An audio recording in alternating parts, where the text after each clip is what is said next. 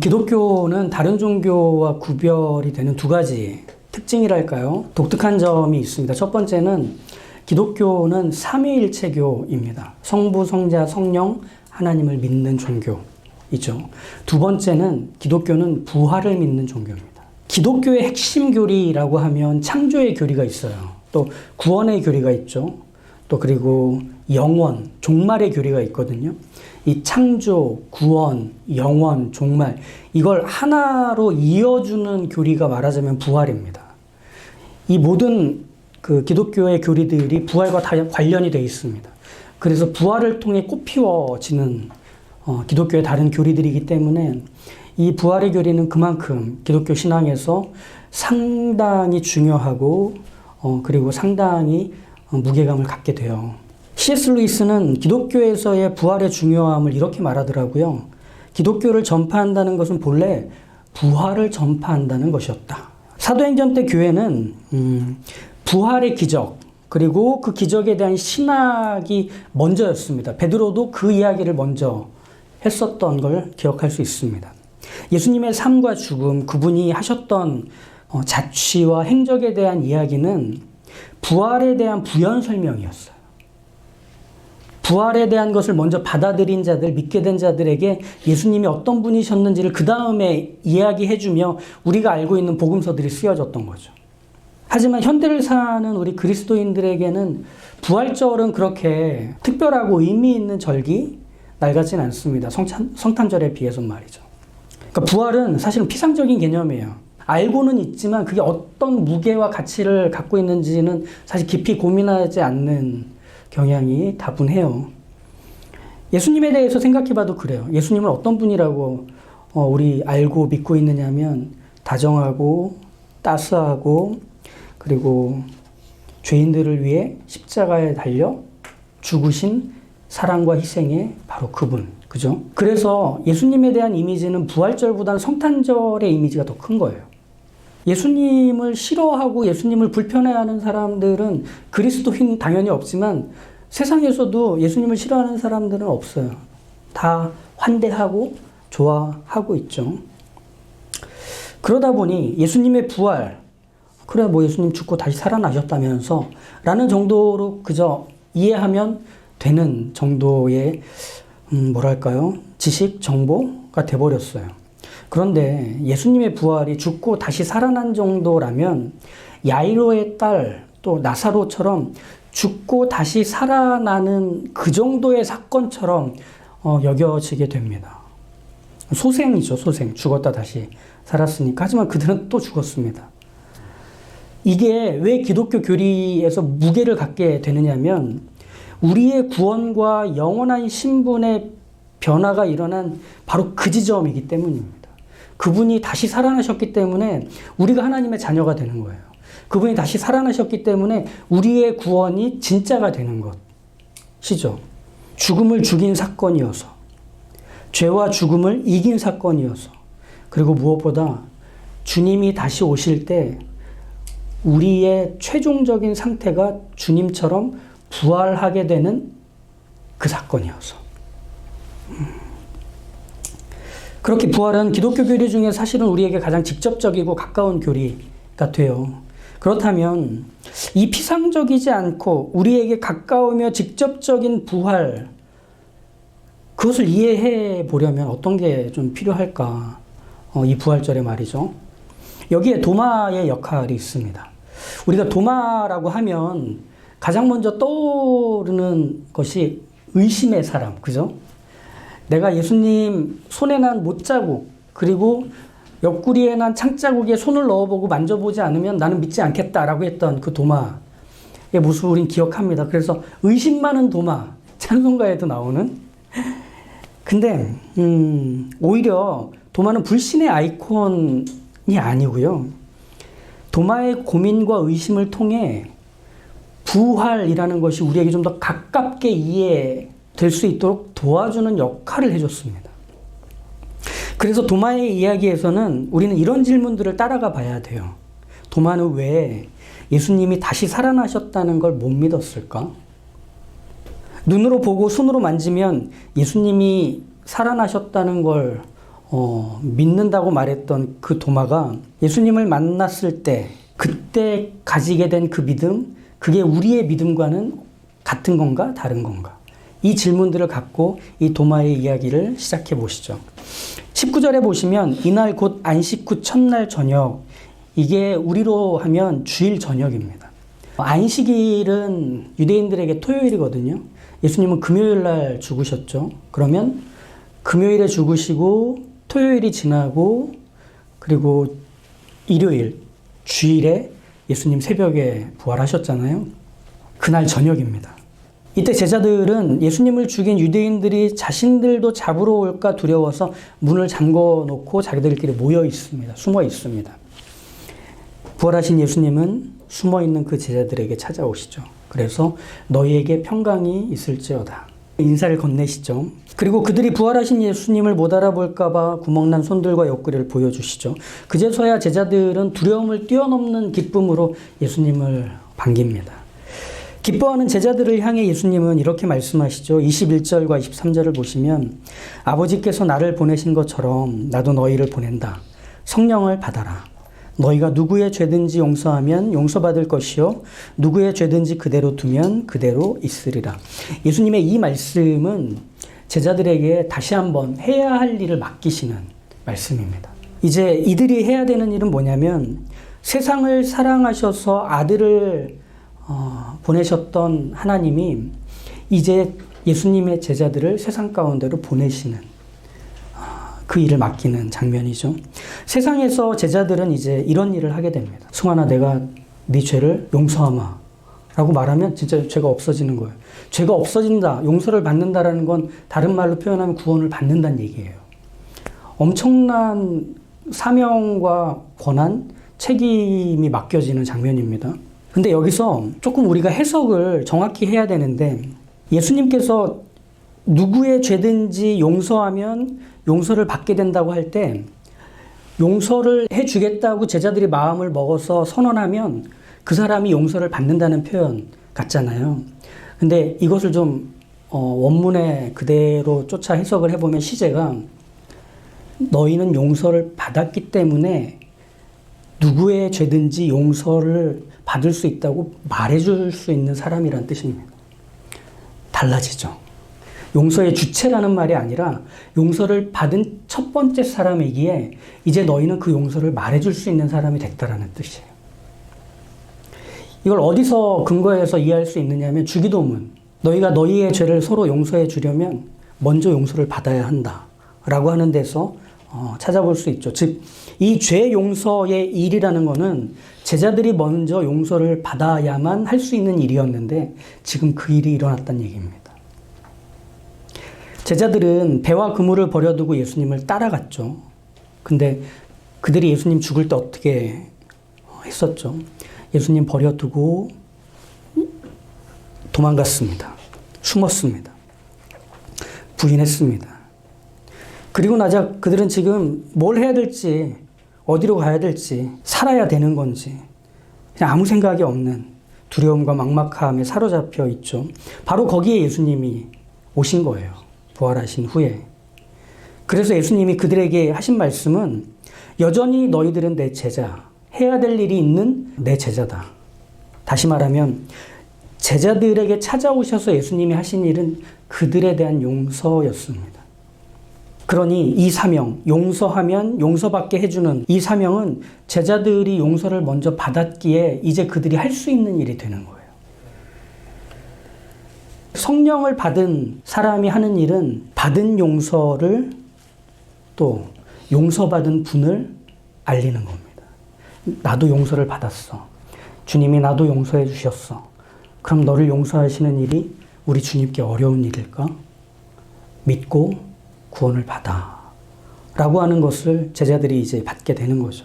자칫 이 죄 용서의 역할은 회개를 외치는 소리, 비난과 정죄와 분노를 쏟아내도 되는 어떤 자유를 보장받은 권리처럼 여겨질 수 있어요. 하지만 용서받은 자들이 외치는 것은 은혜입니다.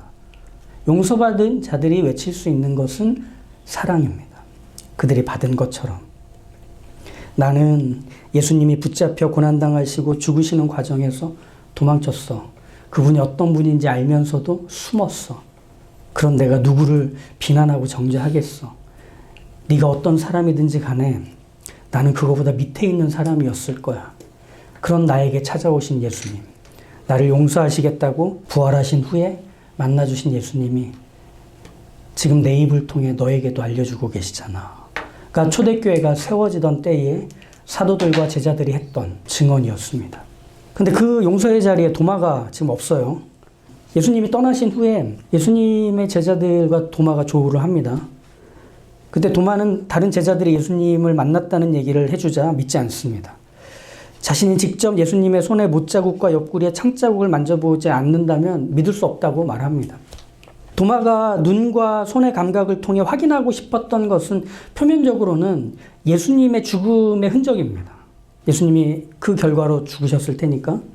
도마는 예수님이 십자가에 손과 발이 못 박히신 채 달리신 걸 봤어요. 로마 군인이 죽음을 확인하려고 옆구리에 창을 찔러 물과 피를 쏟으시는 것 봤어요. 분명히 죽은 분, 제자들이 봤다고 하니까 만약에 못자국과 창자국이 있는 그분이라면 그분은 분명 예수님일 거야. 나는 그러면 받아들이겠어 라고 하는 말이겠죠. 본문에서 도마의 속마음을 자세히 설명해 주진 않아요. 우린 그냥 추측할 뿐이에요. 하지만 가장 건강한 추측이라면 적어도 도마의 이 격한 말 속에는 단순한 호기심, 죽은 사람이 살아났다고 하는 그런 호기심 이상의 무엇이 보이고 있습니다. 그건 뭐냐? 예수님의 죽음의 회피자였던 자신에 대한 자책과 원망, 비참함과 슬픔이었겠죠. 도마는 그가 예수님을 어떻게 여겼는지에 대한 한 장면으로 예수님께서 나사로가 아프다는 이야기를 전해 듣고 유대인들의 땅으로 가야겠다라고 할 때 제자들이 말립니다. 지금 가시면 유대인들이 해코지할지 모릅니다. 그런데도 예수님이 고집을 부르시며 나사로를 만나러 가시려 합니다. 그때 도마가 앞장서서 얘기해요. 우리도 주와 함께 죽으러 가자. 뭐 이렇게 얘기해요. 뭐 이건 그냥 죽어보지 뭐 죽기밖에 더 하겠어 라는 것 같기도 하지만 사실은 예수님이 그런 위기에 처하신다고 해도 예수님 곁에 끝까지 남아서 난 이분을 지킬 거야 라고 하는 예수님에 대한 어떤 편듦, 예수님을 향한 사랑의 표현, 그런 말을 했던 도마였습니다. 그런데 그가 도망친 거죠. 숨은 거죠. 그런 예수님의 죽음에 대해서 그가 갖고 있는 어떤 자괴감이라는 건 얼마나 컸을지 추측할 수 있는 겁니다. 그렇게 일주일이 지난 후에 예수님이 다시 제자들을 찾아오시죠. 마침 그 자리에 이 도마가 또 있었습니다. 다행히. 예수님은 도마를 향해 말씀하시죠. 도마에게 이르시되 내 손가락을 이리 내밀어 내 손을 보고 내 손을 내밀어 내 옆구리에 넣어보라. 그리하여 믿음 없는 자가 되지 말고 믿는 자가 되라. 도마가 정말 넣어봤을까요? 구멍이 났는데? 했을까요? 아니요. 도마에서 만질 필요도 손가락을 넣어볼 필요도 없었습니다. 그분이 예수님이라는 걸 단번에 알아볼 수 있었죠. 그래서 도마는 28절에 이렇게 고백해요. 나의 주시며 나의 하나님이시니이다. 이 도마의 고백은 요한복음에서 상당히 중심에 놓여있는 빛나는 고백입니다. 예수님이 요한복음에서 이런 얘기를 계속 반복하세요. 나와 아버지는 하나다. 내가 곧 길이요 진리요 생명이다. 나는 포도나무다. 내가 구원자이고 내가 하나님이다. 라는 얘기를 제자들에게 계속 꾸준히 해주셨거든요. 그때 제자들은 예수님에 대해서 메시아라고 하는 이해는 있었지만 그분을 하나님의 아들이며 하나님이라고 믿는 것까지는 못 갑니다. 유대인이 갖고 있는 한계 때문에. 하나님은 한 분이에요. 근데 사람이 하나님이 될 수는 없어요. 그러다 보니 받아들일 수 없는 거죠. 예수님이 죽기 전까지 제자들은 예수님이 하나님의 아들이고 하나님이라는 것을 받아들이거나 믿지 못했었습니다. 그런데 지금 도마가 그 얘기를 하는 겁니다. 예수님은 하나님이십니다. 라는 고백 말이죠. 그러니까 지금 도마가 갖고 있는 그 고백, 그 믿음은 우리가 갖고 있는 믿음과 다르지 않은 같은 믿음을 보여주고 있습니다. 근데 여기서 이제 우리가 요한복음의 이 도마 이야기에서 항상 이렇게 한 번씩 걸리는 부분이 나오거든요. 뭐냐면 너는 나를 본거로 믿느냐? 보지 못하고 믿는 자가 복되다. 이 말. 이걸 통해서 도마의 믿음의 어떤 그 질이 좀 낮은 것처럼 이해되는 경향이 있어요. 보고 믿은 것보다 보지 않고 믿는 게 훨씬 더 큰 것처럼 비교해서 말하는 것으로 우리가 이해를 하고 있단 말이죠. 근데 여기서 중요한 건 믿으면 구원을 받죠. 그러면 보고 믿으나 보지 않고 믿으나 믿는 것으로는 똑같습니다. 이 둘의 어떤 질적인 차이를 예수님이 비교하시려고 이 말씀을 하신 게 아닙니다. 나의 주 나의 하나님이라는 고백을 할 수 있었던 그 도마의 고백과 믿음은 진짜였습니다. 믿는 자가 되라고 하는 바로 그 사람이 지금 도마가 되어 있는 것을 예수님이 확인시켜 주시는 겁니다. 그래서 여기서 이제 앞에서 제자들의 이야기를 했고 지금 이 도마의 믿음에 대해서 얘기할 때 용서와 믿음에 대한 걸 이렇게 좀 묶어서 우리가 좀 이해를 해보려고 해요. 용서와 믿음은 두 개 다 받는 겁니다. 근데 여기서 용서와 믿음은 받는 것이기 때문에 그건 그냥 줘야 되는 거죠. 도마는 예수님을 버리고 도망쳤던 자기 자신이 너무 괴로웠고 비참했었습니다. 죽음을 각오했던 제자였기에 그런 자신의 처지가 더 슬펐겠죠. 그런데 예수님이 그를 찾아오셨어요. 그리고 네가 그렇게 해서라도 믿을 수 있다면 만져봐라, 찔러봐라.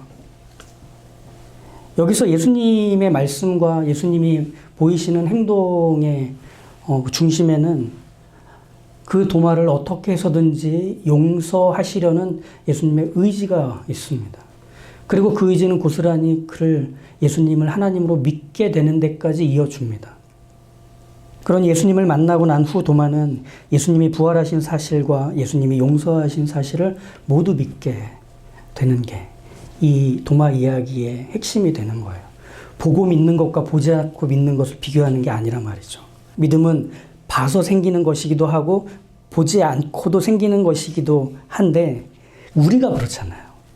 우리가 예수님을 본 적이 없어요. 우리는 어떻게 믿게 됐죠? 예수님을 들어서 믿게 됐습니다. 정확히는 예수님이 하신 말씀을 들어서 성경에 나오는 그 예수님의 가르침, 그분의 행적, 교훈, 그리고 예수님이 누구신지를 알리는 성경의 끊임없는 증언들을 우리가 들어서 믿고 있는 겁니다. 즉 믿음 또 용서라고 하는 건 들어서 생기는 겁니다. 그러므로 믿음은 들음에서 나며 들음은 그리스도의 말씀으로 말미암았느니라. 예수 그리스도를 믿는다고 하는 것은 그분의 말씀을 들으면서 생기는 거예요. 다른 데서는 생겨나지 않더라고요. 다른 데서 생겨나는 게 더 위험하죠.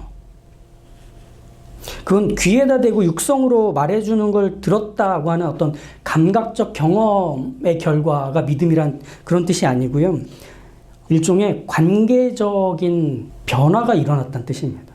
관계적인 변화.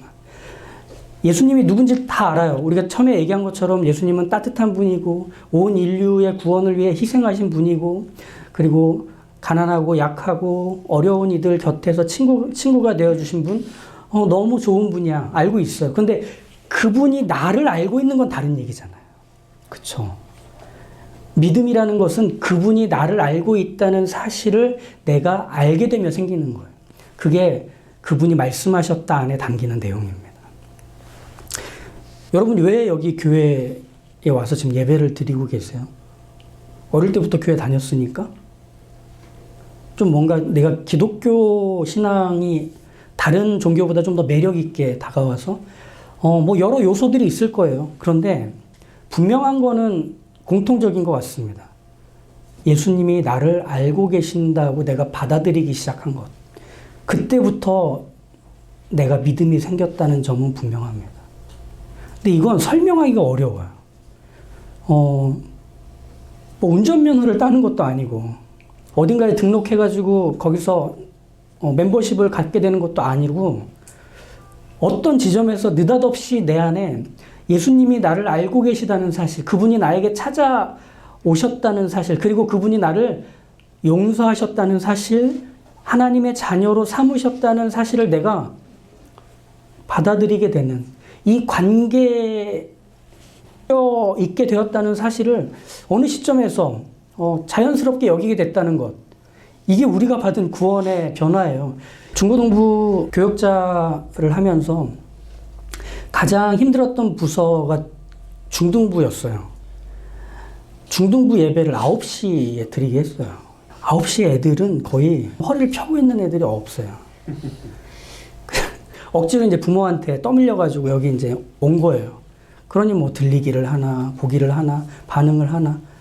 그러니까 이게 부유하듯 막 떠다니는 거죠, 애들이. 그래서 얘네들을 어떻게 하나님을 믿게 하고 예수 그리스도의 제자가 되어 살게 하고, 아무리 고민해도 뭔가 들어가질 않는 걸 경험했어요. 애들은 기본적으로 제 말을 안 듣게 세팅이 돼 있는 것 같은. 근데 그렇게 시간이 지나고 나서 이 아이들이 고등학생이 되고 대학생이 되고 또 성인이 되고 결혼을 하고 하는 얘기 이렇게 듣거든요. 그럼 얘네들이 교회에서 교사를 하고 있다. 어떤 애는 지금 집사가 됐다. 교회를 떠나지 않고 꾸준하게 신앙생활을 하며 교회의 아름다운 기둥이 되어 살고 있다는 얘기들을 들을 때 신비로운 감정에 젖어들 때가 있었습니다. 맞아요. 예수님의 제자들을 찾아가신 그 예수님의 의도, 그들을 용서하시고 다시금 당신의 제자로 삼으셔서 용서받은 자로 용서를 전하는 그 역할을 맡기시듯, 그래서 나의 하나님, 나의 구원자라고 고백하게 만드시듯 지금 우리에게도 그렇게 하신다는 겁니다. 어느샌가. 부활은 그것을 우리에게 확인시켜 줍니다. 이 사실이 역사 속에서 분명했던 한 사건인 것처럼 우리 인생에서도 언젠진 모르지만 그 분명한 한 사건으로 인해 우리의 전과 후가 갈라지고 그 이후의 삶이 계속 지금으로 구체화되고 있음을 보여줍니다. 나를 용서하시고 나를 여전히 살게 하시는 그 주님이 계시기에 우리는 죽음에도 죄에도 우리의 이전 옛 모습으로 돌아가게 만들려는 모든 시도들에도 우리가 꺾이지 않고 그 다음으로 가고 있는 중인 것입니다. 이런 이 부활의 소망을 새기신 채로 나조차도 나를 용서하지 못하고 괴롭히며 마음이 시끄러울 때, 나의 과거와 현재의 문제로 미래에 대한 두려움에 사로잡혀 있을 때, 내가 저지른 잘못과 죄책감에 아무것도 하지 못한 채 짓눌려 갈 때, 몸과 마음의 병을 이길 수가 없어서 무너지고 좌절해 쓰러져 있을 때 주님 거기에 다시 찾아오실 겁니다. 그리고 말씀하실 겁니다. 너희에게 평강이 있을지어다. 너희의 모든 길길이 날뛰는 것들을 내가 잠잠하게 하고 내가 그것들을 꼭 부여잡은 채로 너희 곁에 있다. 그러니 우리가 닫아두었던 문을 그렇게 열고 주님과 함께 이 평강을 주시는 주님을 믿으며 그렇게 한 걸음씩 한 걸음씩 살아내실 수 있기를 주님의 이름으로 축복합니다.